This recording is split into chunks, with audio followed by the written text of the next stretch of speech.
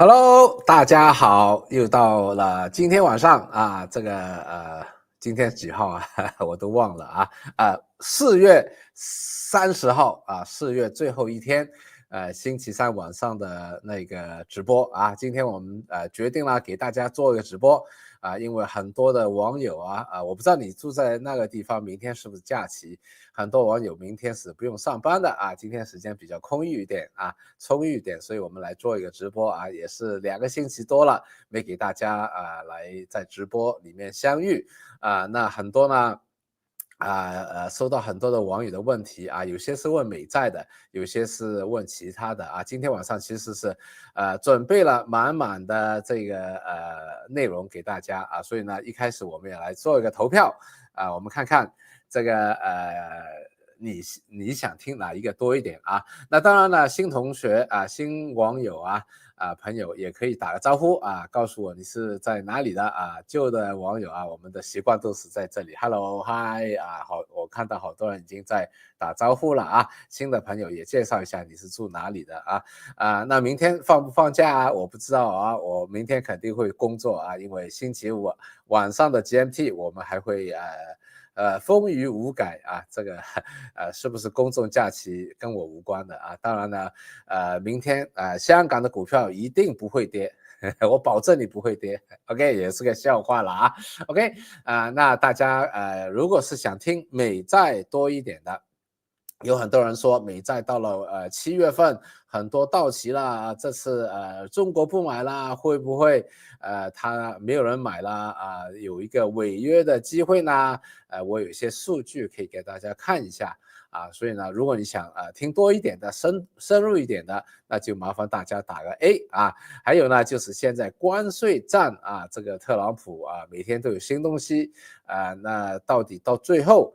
哪一些在这个关税战当中会变成输家，哪一些会变成赢家你和我怎么样可以在关税战里面避免输钱，而在投资里面赚点关税战带来的红利所以呢 B 如果有兴趣的话也可以写多点那第三个呢有人问现在还是10倍股买入的机会吗？我看到的机会又会在哪里呢？如果对 C 有兴趣的话我也会讲多一点，好吧 ？OK， 所以呢，根据大家的兴趣因为内容很多时间有限，那当然还有一个就是超过1000人的话我会回答一个大家感兴趣的中概股啦、港股啦美股都可以了今天 Rich 不在，如果大家美股我有认知的话，也可以回答大家，好吧 ？OK， 所以呢，叫多点朋友来。把今天这个有价值的直播这个连接发到你的朋友圈啦、Facebook 啦或者其他的什么 WhatsApp 群组啦，叫多点人来一起来热热闹闹的来一个直播的讨论今天晚上我们也会很互动，有一些民意的调查我们准备了好几个调查所以你也会一会儿除了你自己可以来投票之外，也可以看到。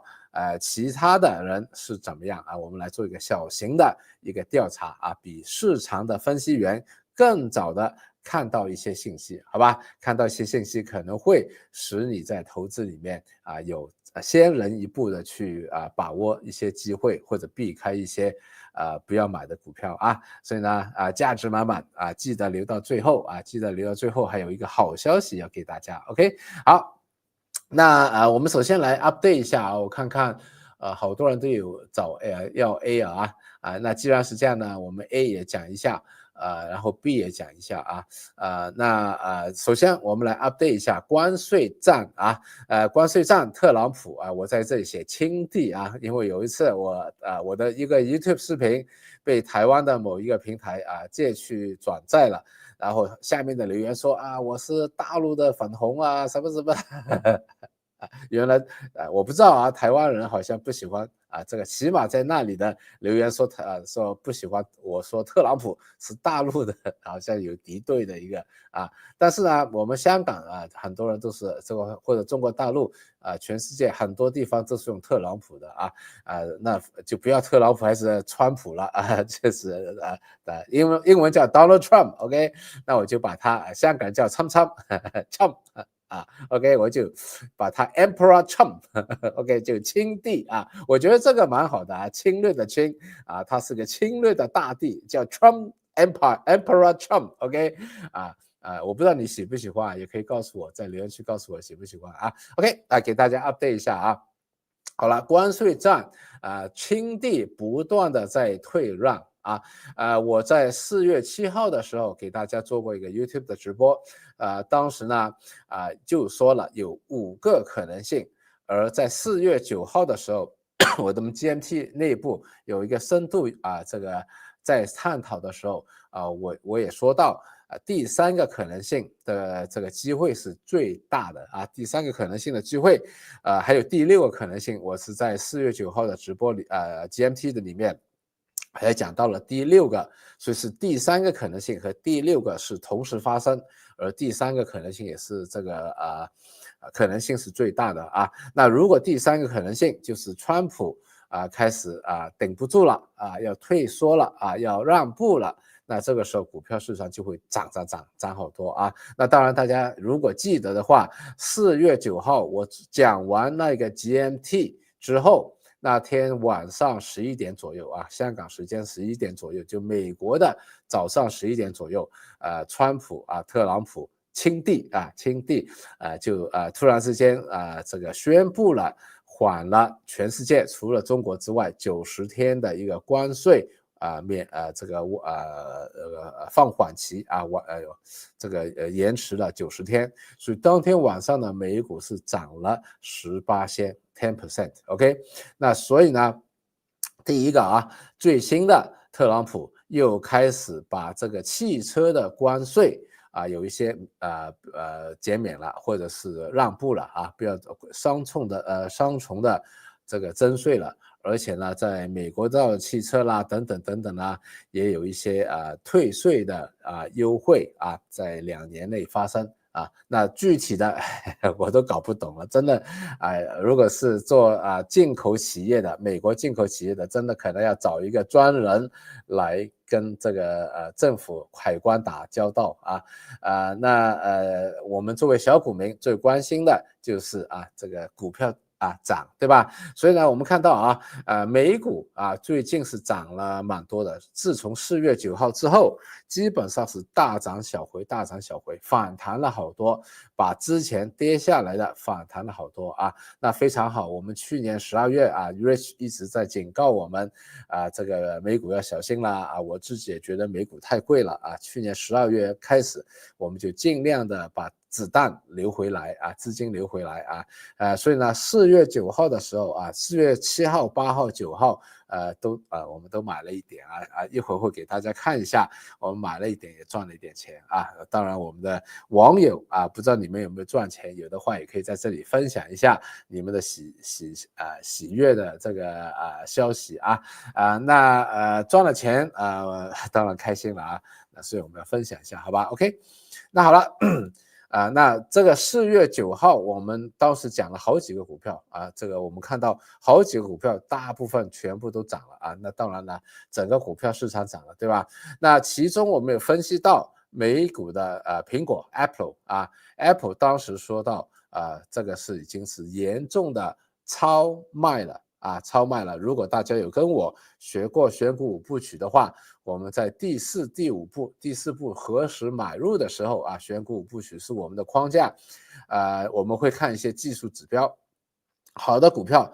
苹果是我们其中一个10倍股一早这个iPhone 3出现的时候，我太太跟我就买入了10倍股，当然已经涨了不止10倍了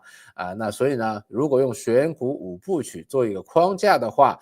它是一个起飞的行业在08、09年现在手机市场已经不再是在美国起码不再是一个起飞的行业了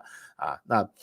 然后这个苹果又是龙头做得非常好的一个10倍股。那虽然现在已经这个整个行业已经过时了所以我本来苹果已经获利离场了，但是我们知道到了第4步何时买入的时候，一个好的股票如果看到买入的信号然后就分析一下所以呢，当天晚上4月9号当天晚上我就分析到苹果其实这个用户是逃不了的，走不了的我现在觉得苹果赚了这么多钱了，AI 大陆的我们香港地区大陆的地区AI 又没有这个又没有 AI 小米的手机都有 AI， 小米的手机的那个摄像质量要比苹果好很多苹果又贵但是我也逃不了，我还是要用苹果我就最多不买苹果，就不更新那么频密，但是如果我的手机坏了还是要换苹果的，对吧？所以呢，当天晚上我就说苹果这个就算有关税的话，它也是能够转移给这个美国的客户或者全世界客户所以果然这个苹果当天晚上那当然了这个后来特朗普又说减免掉了这个电脑和手机的关税了，所以它一下子涨了好多了当然特朗普又改口了，说我以后还要有新的针对电脑和半导体手机的关税出来大家不要那么高兴所以它还没有涨到太多就跌下来了但是也比当时要高很多，当时只有170多嘞，现在210块了，对不对？好开心了那当然我也获利了一点好，另外一个呢就是富途了富途呢当天晚上我还记得讲完这个 GMT 之后，我还记得一看它跌到了71块为什么呢？因为这个美国的财政部长说我们不排除把中概股退市所以呢，在美国上市的中概股包括大家如果记得的话，我还看好何塞我还看好其他的富途也是其中一个哇，那天跌了好多，包括阿里巴巴，我连阿里巴巴都在97块买入了连我一直觉得阿里巴巴不是最好的，当天晚上跌了太多了，我也买入了当然现在也已经赚了不少钱了所以呢，富途当天晚上我71块买入了后来又已经走掉了71块买入的我91块已经走掉了当然现在又有一些传言了这个现在的这个社交媒体谣言太多，让人恐惧的机会太多，所以这个波动我觉得真的是很好赚钱。你一听到什么又要这个蚂蚁金服买了药材跟富途那天又跌了好多了。所以我91块卖走了，结果我85块又买回来了现在又传了哇，又什么那个大陆的账户在这个富途可能富途会把资料交给中国政府要交税了。这个完全就是 bullshit 啦 ，OK， 就算有的话富途有多少个大陆的客户也不多了，对吧？因为现在新的大陆的客户是不能开富途的户口的，所以这个影响面很少还是不一定会有这个完全是这个随便讲的那所以呢我最近又买入了一点所以这个低买高估，低买高估慢慢的这个回报是很不错的，很容易这个赚到累积升幅越赚越多的OK， 好那我们再继续了那现在呢特朗普一直在退，但是中国是完全没有退，所以我们也当时讲到了这个特朗普之后这个我们4月7号之后1周之后一个星期之后的星期一又给大家 update 了一下这一个关税战我就分析了因为最近有人说川普是天才啦，川普是蠢材啦蠢材笨蛋啦又说他是天才了笨蛋了，到底是天才是笨蛋其实我觉得他是天才只是骄兵必败他是打了太多的胜战结果呢自信心爆棚所以我们在4月14号的直播里面给大家分析了特朗普的谈判的艺术，他所用的招数，而且为什么这么样的一个谈判大师到这次遇到了滑铁卢战争，好像是输了好惨啊。那好了，我们这个中国现在是站着很硬的说不下跪啊。最新有一个视频出来了，叫不下跪，对吧？那我们来问大家一下，我们来做个投票，你觉得这一个关税战里面，中国和美国哪一个会赢？中国到底最后会不会真的是跟美国谈了美国会赢呢，还是中国会赢？好吧，我们给大家来一个投票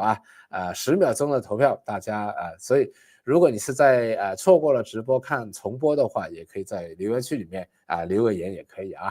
当然了，我觉得能够直播来直接的参与一个调研的话，我们也及时的可以拿到一个大家的这个 consensus 一个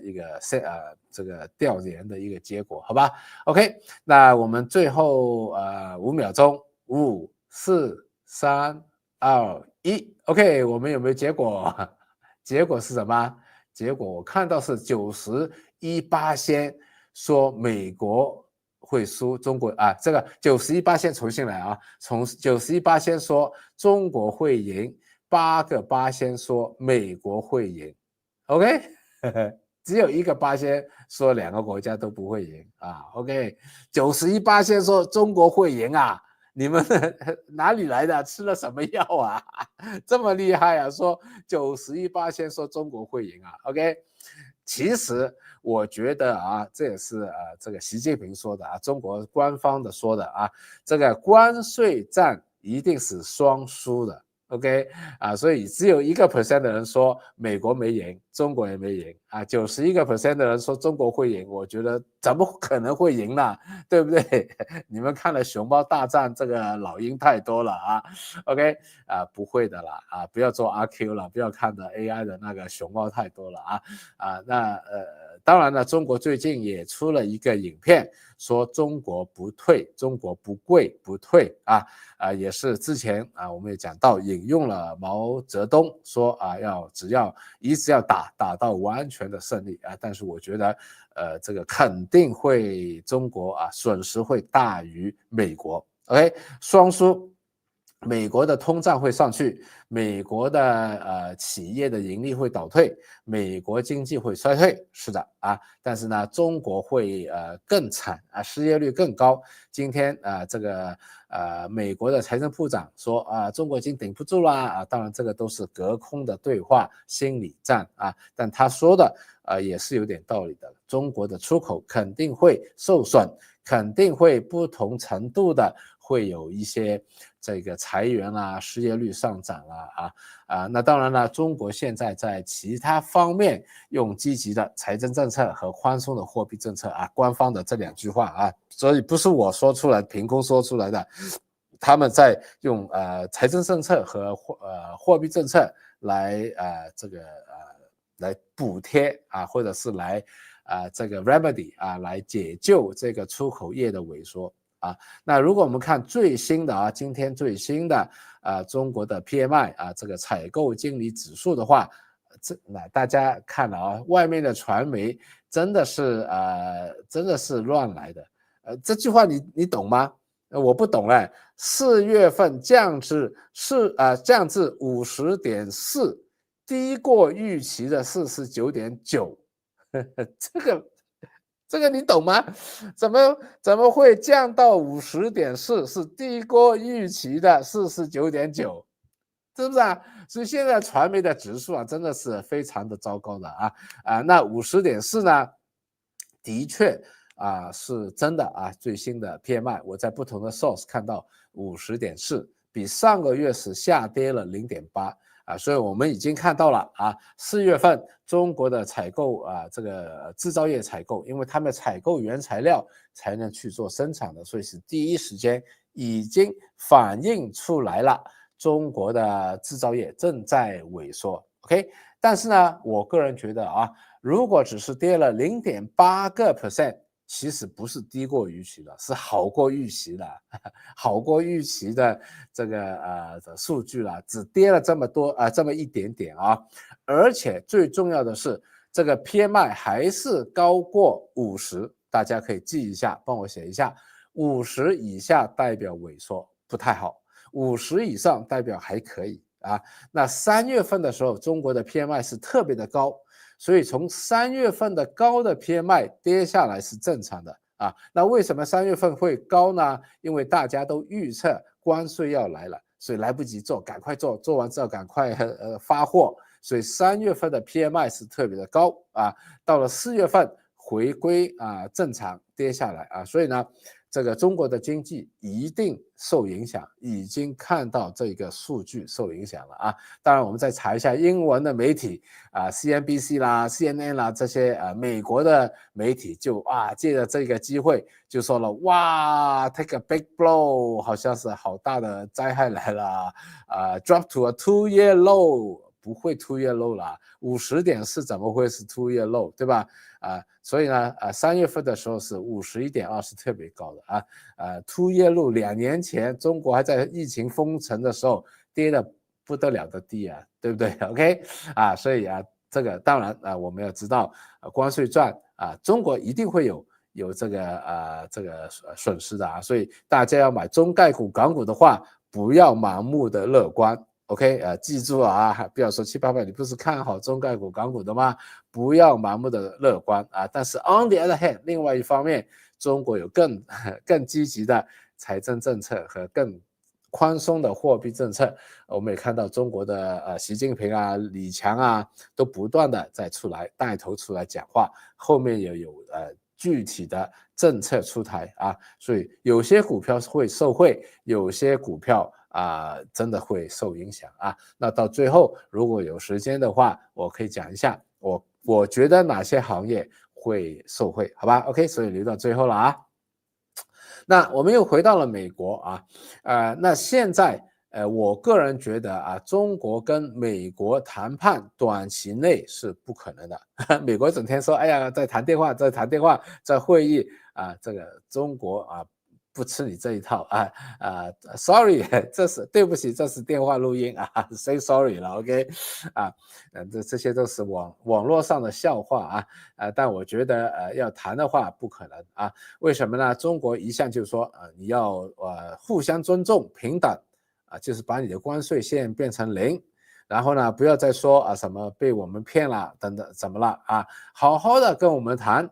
但美国特朗普不可能把中国的关税变成0，对吧？虽然他不断的在倒退，不断的在威胁中国，不断的在放话说，哎呀，你要跟我谈啦，因为你要怎么样了，我们可以谈的但是中国就是那刚才那个影片也说了不跪不退只会打到完全胜利毛主席也搬出来了 OK， 所以短期内谈得拢的机会是0，我个人觉得不同意的话大家可以留个言那所以呢美国的经济会糟糕好惨我个人觉得外面有人说40%会经济衰退，我个人觉得美国是80%会经济衰退，而且呢这个还有通胀，所以这个叫滞胀滞胀就只有上个世纪的70年代有滞胀当时的股票是跌了好多，跌了一半 OK， 那所以大家还是要谨慎非常谨慎，不能无脑定投不能随便乱买随便乱买的话大盘指数有可能会非常危险所以如果你有听 Rich 的直播或者他的 APP 的话，他都是强调要强势股最近他买了 Palantir 不错对吧？他好像也买了另外一个也不错或者偶然他也做空一下也不错，所以他还是赚了点钱所以大家不能够像以前一样美股总是会涨的大家躺赚了无脑定投了，这是不行的这样 OK 好。那美国其实现在有很多的不明朗的因素那好了，刚才有讲到我们来给大家先投个票好，你觉得现在如果我们要风险低一点，保守一点，风险低一点First of all 第一个，我觉得现在真的是投资应该要风险管理的好一点风险管理要比追求最大的回报要更有意义，更重要。OK， 那如果我们要这个风险管理放头位的话，大家来投个票，你觉得现在买黄金已经涨了这么多了，现在买黄金风险低一点呢，还是现在买美国国债啊？传统的教科书说美国国债是无风险投资啊，台湾好多经济学家啊，过去2-3年一直有鼓吹买美国国债。你觉得现在是买美国国债好一点，还是买黄金好一点啊？我们再来做一个调研啊，20秒钟，大家马上投票。OK，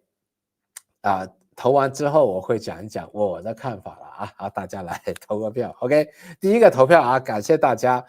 我觉得大家肯定是看了我的 channel 比较多了，好像对中国这么有信心。我要纠正大家一下，贸易战、关税战是双输的。OK， 好，最后5秒钟，5、4、3、2、1，好，我们来看一下结果啊。结果 OK， 如果你是在看重播的，也可以在留言区打一下啊。重播呢，现场观众说82%的人觉得买黄金啊会安全一点，17%的人说买美债会安全一点啊。OK， 你们又是看了哪一个 YouTube 太多了？对，谁的 YouTube 太多了啊？当然，七爸爸从1800黄金1800开始就一直说要买黄金然后美债是一直说不能买美债，美债是低回报高风险但是如果你去 party， 如果你到外面，我觉得应该是换过来的，80%人觉得美债是安全的避险的这个市场那个20%的人觉得还能买黄金吗？涨了这么多了，对吧？好多人都这样问了，已经涨了这么多了，还能买吗？不会跌吗？但是大家可能是七爸爸的粉丝，觉得82%买黄金。OK， 那好了，我们来看一下具体的数据首先呢，很多人说美债好多的美债到了未来的2-3个月6月、7月会到期他们就担忧这个美债到期之后再要发新的债没有人买我个人觉得这个担忧是不必要的起码现在市场告诉我们不必要的这个担忧有时候外面的人这个为了要流量可能是讲哎呦美债6月7月完蛋啦，所以呢这个灾难要来了。 OK 那为什么这样说呢？我们首先看右边的那一张这个图叫孳息图、债息图，英文叫 yield curve。 OK， yield curve， 美国的 yield curve 是市场告诉大家今天这个美国国债还能买期货 futures 期货，对吧？这个所以现在美国国债的收益率，不同年期的收益率大约是这样所以市场包括美债的期货 futures 告诉大家今天的美债的收益率没有失控，没有上涨，而是往下跌的。相对1个月前，相对6个月前，相对12个月前是往下跌的所以什么美债到了6月、7月没人买了，这个担忧起码是在现在市场没有看到我不能说没有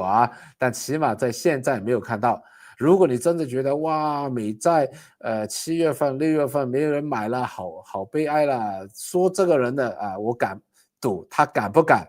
去沽空美国国债期货你去沽空嘛，你这么有把握对不对OK 现在有一个这个有一个shorts 的一个我觉得讲得很好的 look into my eyes why OK look into my eyes， 你敢不敢去沽空美债，是不是如果真的是到了6月7月哇美债没人买了，那美债就会跌了，美债跌的话那你现在沽空就赚钱了，是不是你敢不敢OK 所以外面的这个 YouTube 乱说的好多真的是大家有时候要有一个独立的分析的那个大家来听七爸爸，我都是给大家数据，然后给大家分析我的逻辑背后的逻辑你可以认同，你可以不认同，但是我是把我看到的数据，我背后的推理的逻辑呈现给大家，开源现在要 open source 开源呈现给大家 OK。 那好了，但是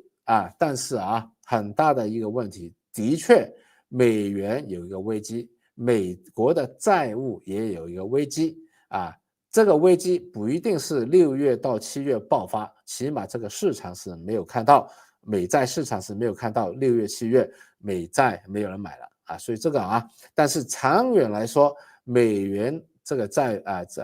还有一个是美国政府的 fiscal deficit 财政赤字也是一个危机所以这3个危机其实是关联的美国每年都有财政赤字，对吧？所以呢，特朗普上来了，川普上来了，没办法的确没办法，他要 Elon Musk 来搞他的 Doge 把这个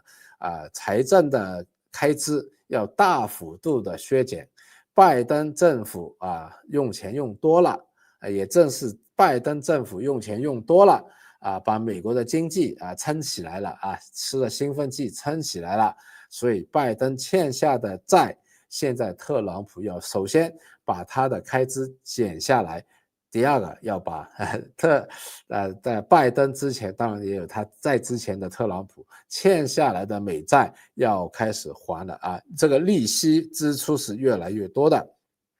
利息支出也会顶这个加大财政的赤字。OK， 现在人家说利息的支出要比这个 Elon Musk 的 Doge 所削减的财政的支出远远要大所以呢，利息上涨的话是不利财政政策赤字的但是没办法这个你这个债要有人来买但是我们现在看到现在的美债市场还是稳定的美元相对其他的货币还算是可以，但是如果我们相对黄金来说的话美元是不断的在贬值，所以我们看到黄金不断的涨右面那幅图最近的1年一直在涨，大涨小回大涨小回就是美元是不断的在贬值。 OK， 所以你说现在黄金价格太高了，其实是因为美元现在太低了。你要知道现在是美元太低，不是黄金价格太高，因为黄金的价格是用美元计价的。我们看一下美元的这个指数，美汇指数是跌破了100，所以是美元不值钱，不是黄金价太高，要搞清楚这一点，好吧？所以大家可以这个留个言做个记录黄金高不是黄金价格不是黄金贵，是美钞不值钱。OK 哇，这句话押韵了OK， 好。那我们再来做个投票现在呢，京东兴起了，是不是兴起了这个启动了一个外卖站它来各方面的来挑战美团。那我们知道，在大陆，美团外卖是老大哥，70%左右的这个市占率好了，京东来挑战但是呢，饿了么本来是30%的老二今天也加入了这个补贴战饿了么也加入了。那我们知道，饿了么是阿里巴巴的，京东是京东的，也是上市公司，美团也是这个上市的，对吧？那我们来做个投票你觉得或者不要你觉得了，你如果在中国大陆无论你是应该我们在 YouTube 做很多都是不是住在中国大陆的，对吧？那假设我们去中国旅游，我们要点外卖你会用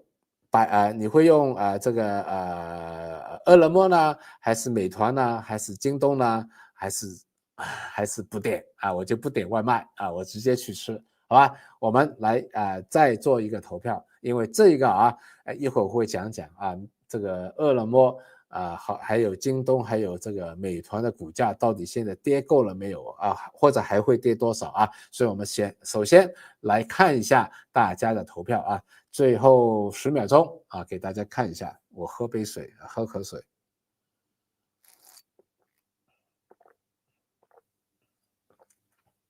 好，最后5秒钟，5、4、3、2、1 ，OK， 我们看一下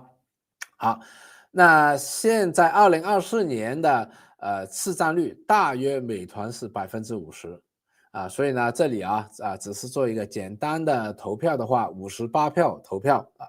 58票投票其实超过了40票，在统计学里面就已经是一个叫不是 small data sample 了不是小数据了 ，OK， 所以58票这个调查是有参考价值的。那48% 人会用美团，基本上还是比较稳定的因为我们知道。没有参与这个市占率2024年的时候，美团大约是50%当然了，这里还有32%的人是说我不叫外卖，所以你要把这个32%拿走的话，美团的市占率大约还是60%以上所以美团的地位还是没有被撼动到被这个震撼的那个动到京东新进来的13%，饿了么本来老二的，突然之间变了一个小三，不光是第3名，还是小三，小的不得了的那我们要担忧的，首先要担忧饿了么，对不对？饿了么又这个补贴要照样的赔了夫人来补贴，但是它市占率又这么少。还要同样的维持这个旗手还有现在饿了么还在亏钱，没有赚钱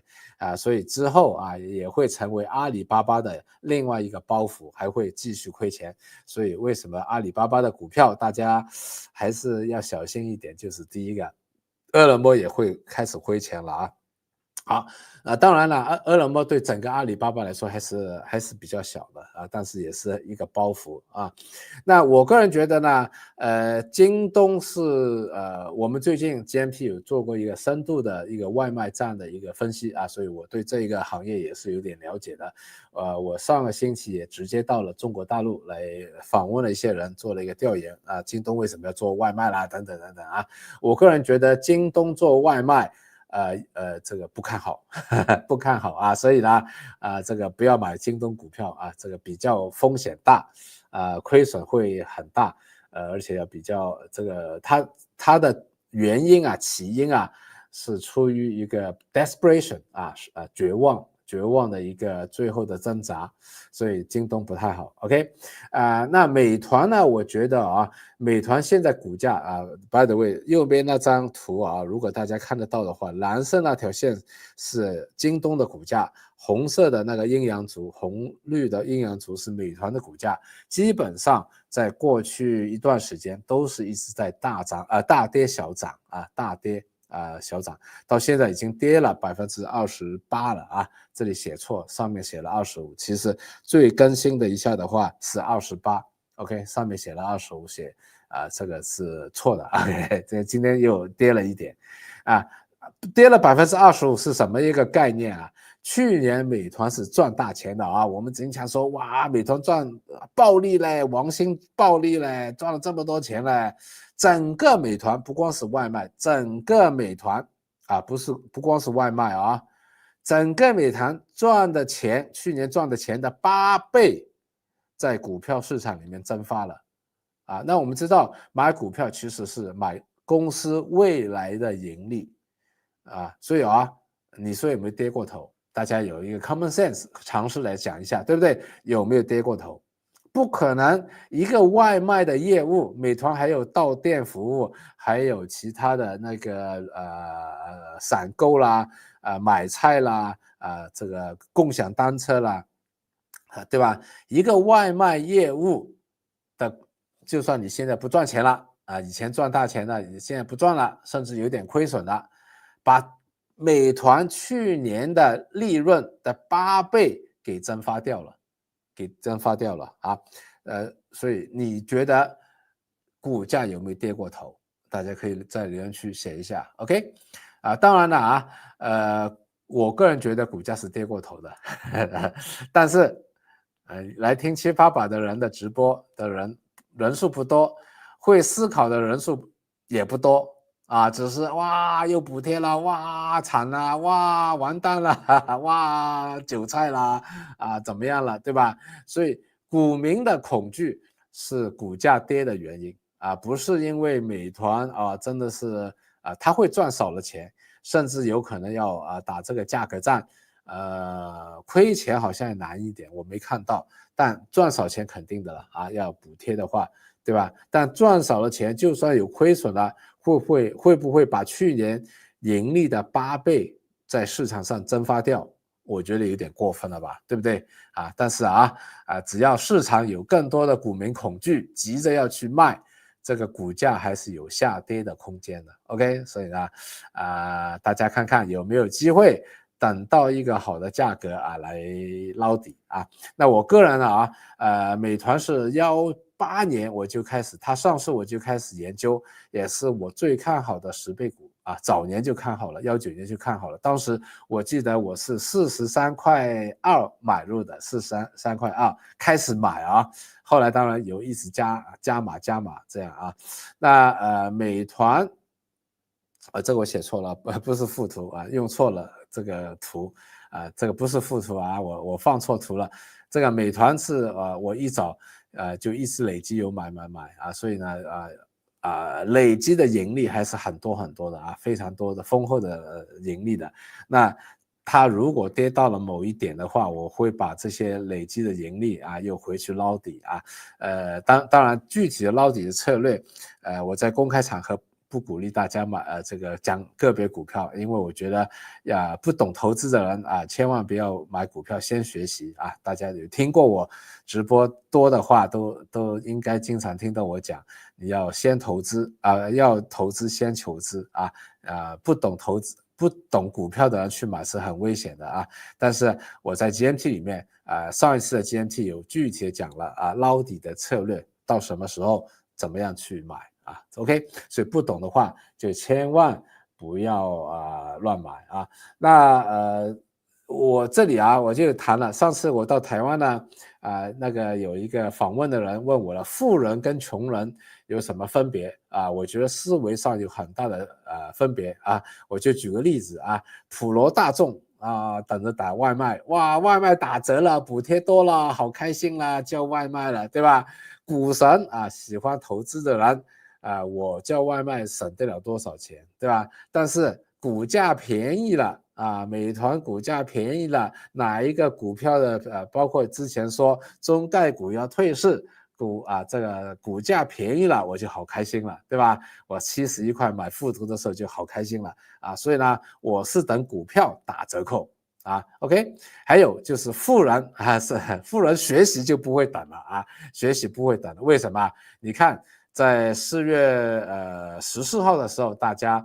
当时有人说了，哎呀，我错过了你们的 GMT 的那个停止收生的那个 deadline 啦，可不可以宽松一点啦？那我们也正好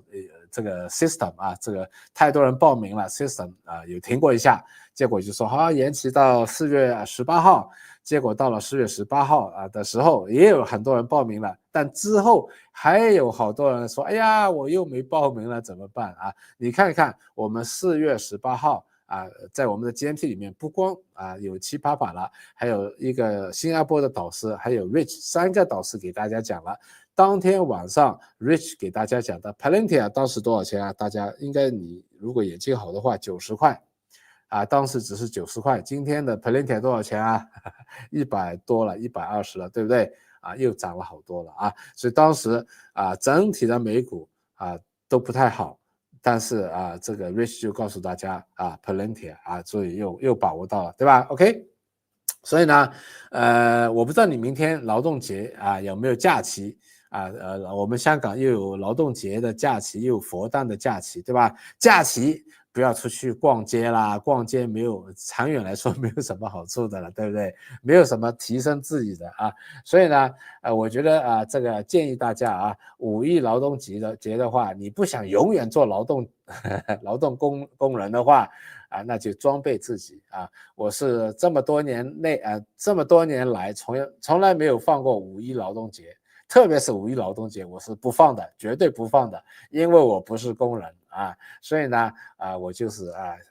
人家放假我工作，人家工作我去放假没有人跟我抢位置，对吧开车子又可以找到停车位去吃饭又不用等，多开心到公园里面又没有人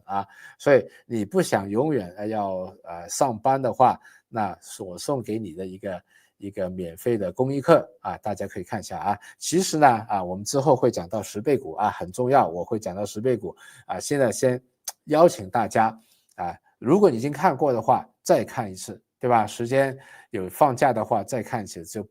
就不要出去逛街没事干出去了，对吧？这个其实是我给大家公益课，也是我们10倍股的第0天0天，其实10倍股也可以说是第一课。那如果你上了这一堂课免费的课，你觉得这个还有点启发，有点价值的话，那之后的10倍股连续下去还有21天所以我邀请你在5月份把5月份定为学习月 ，OK 因为你有了计划，有了定下来计划，你才会去执行，才会有增长自己，才会有一个不一样的未来的将来那因为我现在看到很多10倍股的机会，我再一次的邀请大家把5月份，如果你已经当然有很多人已经是这个10倍股投资秘籍的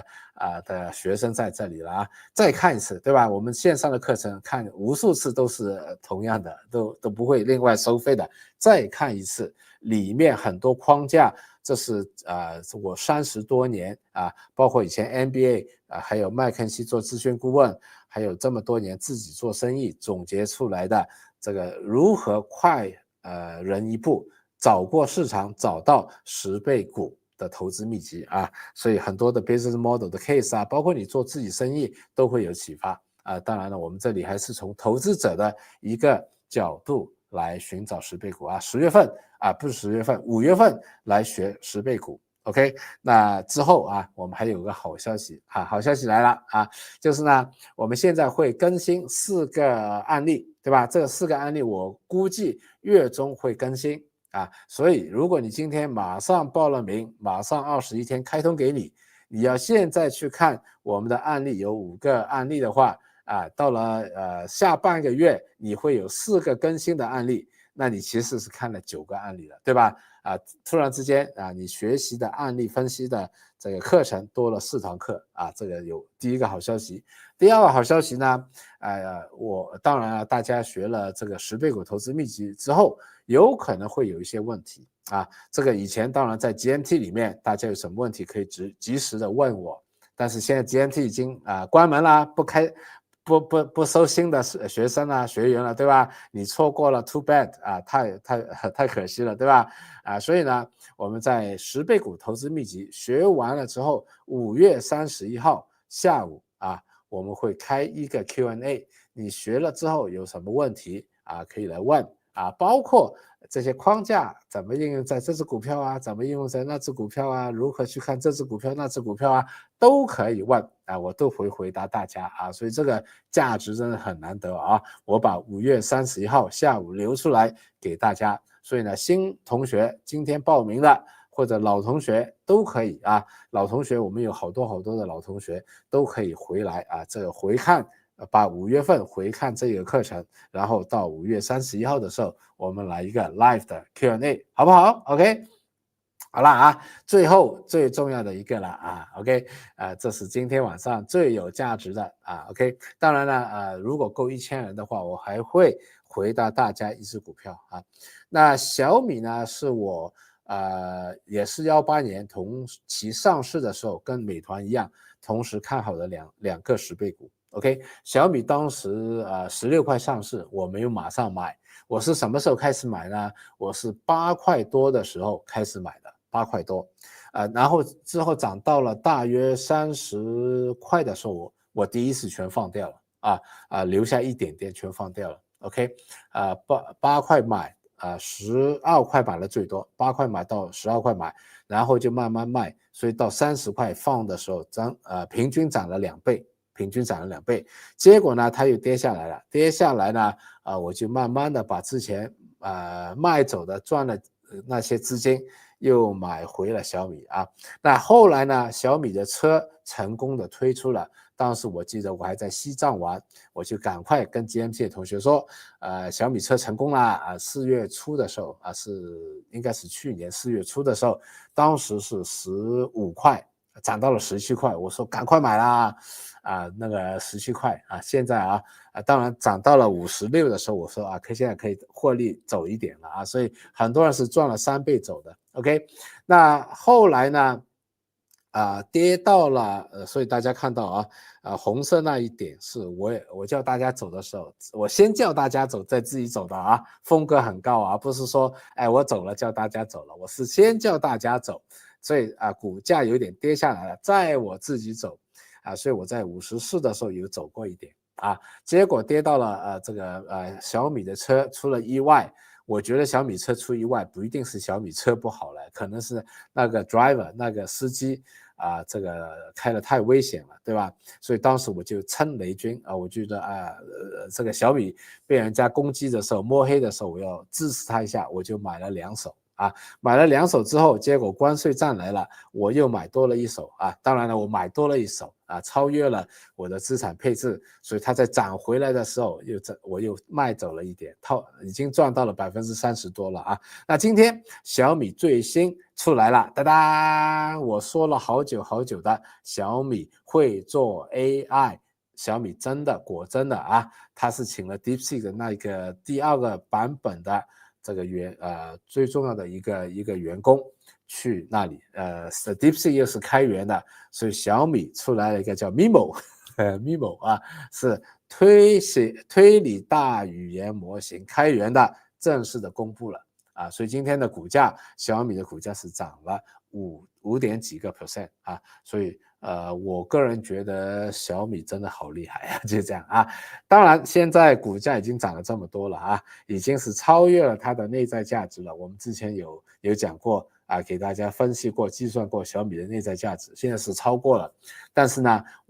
人家就来问了，超过了为什么你还会买小米我就回答大家，其实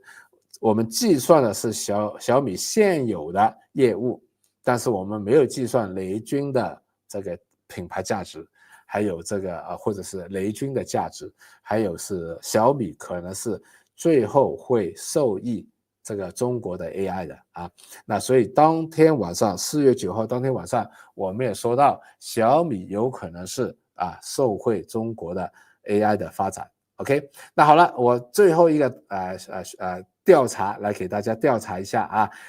小米是我看好的那个但是不是唯一一个，对吧？所以我们也最后来一个调查，顺便也看一看能不能到达1000人到达1000人再回答大家一个股票问题。那你觉得我们只看中国市场美国市场改一天另外一个时间再来做调研，只看中国市场，你觉得哪一个厂家到最后会是中国 AI 的最大的赢家最大的赢家，好吧 ？OK， 我们来做个投票这个投票就是中国有哪几家 AI百度是第一啦阿里啦，腾讯啦豆包啦豆包就字节跳动也蛮厉害的 ，DeepSeek 最出名现在是 DeepSeek。还有就是小米还有一个商汤好，7个给大家来个投票。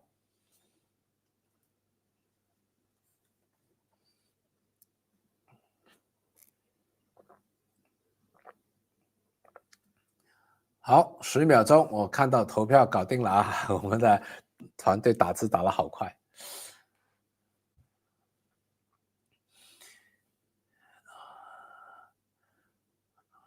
好，赶快投票咯现在应该还有好多人没投，再给大家10秒钟时间。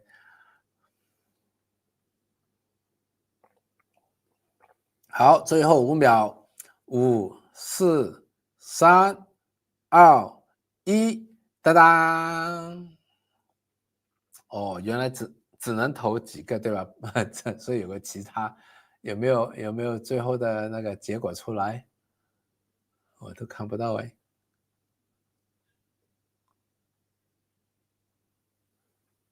49%小米。49% 小米小米有49%今天才推出就有49%重新来有了。OK， 小米49%哇，今天才推出是不是大家都受了我影响啊？百度18%啊，所以也解释了为什么百度现在股票没怎么涨啊。阿里16%，其他加在一起啊，可能这个投票只能有4个啊，其他就包括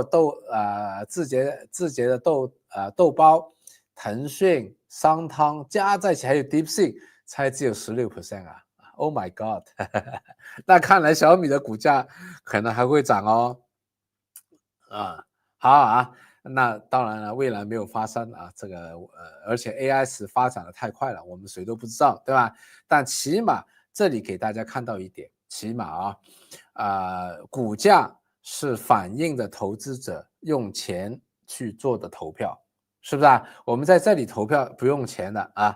但是呢，股票市场是大家拿了自己的资金投放在哪一个股票里面。所以也解释了为什么百度怎么搞了这么多年 AI， 它的股价这么便宜因为只有18%的人觉得百度会赢小米为什么如果你看股价的话，小米的股价是跑赢了阿里。前一阵子大家说阿里这个受惠中国的 AI 啦，阿里好像最近又出了一个千文4.0还是什么所以这个迭代很快DeepSeek 今天又出了新的一个版本那个百度前几天又出了新的版本，小米今天才第一次出了一个版本。但是大家在这里，我不知道，我有点怀疑了，大家是不是看了七八把的这个直播受了我的影响，包括这一张 slide 受了我的影响有这个可能了但的确你看到小米推出这个 AI 之后股价涨的幅度要比阿里巴巴等等要好那我觉得所以这张是4月9号的时候是38的时候，对吧？今天已经涨到了49.95了所以从4月9号的 GMT 当天晚上我就看好这个小米到现在其实我那张 slide 应该之后才出来，现在才出来，之前按得太快了给大家看到我不是今天才看好小米的，当时小米还没有出来这个 AI， 我就感觉到因为我知道小米雷军是请了那一个 DeepSeek 的那个员工，他肯定会推出 AI， 我是这样推算的，对吧？我一直都是告诉大家我推算的原理的开源 OK open source 我是告诉大家我是推算了雷军请了那一个DeepSeek 的员工一定会推出他的大语言模型雷军永远做任何的产品都是后发者优势所以呢他是看好了整体的包括手机啦包括汽车啦都是人家先打了一波，他看好了再进场的所以呢从他的小米汽车这么成功，自然有人会这个幻想憧憬小米会不会在 AI 也会同样的有它的电动车的成功或者手机的成功如果是的话那小米就不得了了，对吧？所以4月9号我就提前的在小米还没有公布任何 AI 的产品的时候，我就已经提前的推算了小米可能是最终的 AI 的赢家OK 当然这个我就有点误导了，这张 slide 应该是在那大家做调研之后才出来的 OK 所以今天的小米的股价已经从当天的37涨到了49.95，接近50块了所以10倍股好处就这样这个很快的所以呢其实很可惜4月9号你来的话，无论是苹果啦 Apple 或者是小米啦富途啦阿里巴巴啦，好多都涨得蛮多的错过的机会机会成本嘛，对不对？错过的机会，或者更差的、更糟糕的是，在股票市场里面不应该输的钱输掉了，哇，被人家斩仓了、洗盘了，这个卖掉了，然后看它涨上去了，这是最昂贵的、最愚蠢的，对吧？所以呢，要改变的话，从改变自己的脑袋开始啊。这个今天晚上就有免费的课程可以看了啊，大家也可以直接的报10倍股投资秘籍，把5月份变成大家的装备自己，寻找10倍股，把你自己变成一个10倍股的百乐啊。那当然了，我们的整个框架也是一个选股5部曲，我觉得这也是一个几块钱作为一个系统维护费的成本你可以永久的看这个选股5部曲。我是在2020年做的一个更新的版本选股5部曲的，大家可以3选1，好不好 ？OK， 好，最后看一下今天不够1000人那我们就没有个别的股票讨论了。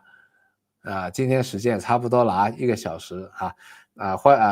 感谢大家今天的参与，那我们下次再见，拜拜。